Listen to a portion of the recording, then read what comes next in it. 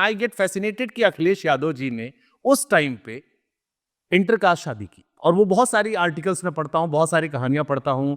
मुझे लगता है कितना अलग था ये, मतलब ये इतने बड़ी लेगेसी के बाद आपको डर वर नहीं लगता था? नहीं, नहीं, मुश्किल काम तो था। लेकिन मैं नेताजी और अमर सिंह अंकल का धन्यवाद दूंगा, क्योंकि अमर सिंह अंकल ने नेताजी को समझाया, नेताजी ने माना और उसकी वजह से शादी हो गई। तो किसका ज्यादा डर था, मुलायम जी का या कर्नल आर.एस. रावत साहब का? वो भी फौज में थे। स्वाभाविक है कि नेताजी, क्योंकि नेताजी पॉलिटिक्स में थे, और कभी कभी मैं सुनता था नेताजी के कुछ साथियों की तरफ से कि नेताजी इस बात को लेकर के चिंतित हैं कि कास्ट को लेकर के थोड़ा बहुत सोच रहे हैं।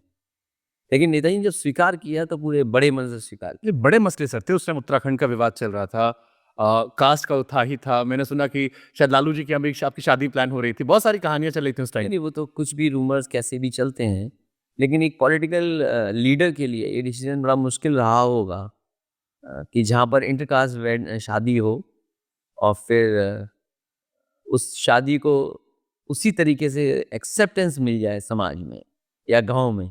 शायद नेताजी ने इस बात को बड़े दिल से लिया और बड़े मन से उन्होंने कार्यक्रम किया। अमर सिंह ने भी समझाया। अब मुझे याद है कि जनेश्वर मिश्र जी थे, उन्होंने भी समझाया, बताया नेताजी को, क्योंकि नेताजी ने अपने सभी साथियों से एक एक करके पूछा था। शायद वो जो पुराने जितने भी समाजवादी साथी जो आज हैं, वो जानते होंगे नेताजी ने सबसे पर्सनली पूछा। नेताजी को किसने बताया था आपकी लव स्टोरी? नेताजी को स्वाभाविक है मुझे ही बताना पड़ा था। लव स्टोरी तो इतनी नहीं, इतनी हिम्मत थी आप पे कि लव स्टोरी तो नहीं, इसलिए मैंने कहा लव स्टोरी तो नहीं बतानी पड़ी। लेकिन कि शादी और इन सब बातों की जो चर्चा हुई, उसके बाद मैंने दादी माँ के थ्रू बताया नेताजी। दादी से क्लोज थे आप? हाँ, मैं दादी की क्लोज। मैंने सुना शायद उन्होंने नहीं समझा, आपने दादी जी को बताया, अमर अंकल ने और बाकी लोगों ने मिलके फिर अच्छा, दादी दादी ने ही समझाया, दादी ने ही बताया कि जब नहीं मान रहा है तो उसकी शादी कर। आपसे उन्होंने ऑप्शन दिया था आपको? ये जो आप कह रहे हो नहीं मान रहा था, ये इंपॉर्टेंट बात है, यानी आप क्लियर थे कि यही करनी है?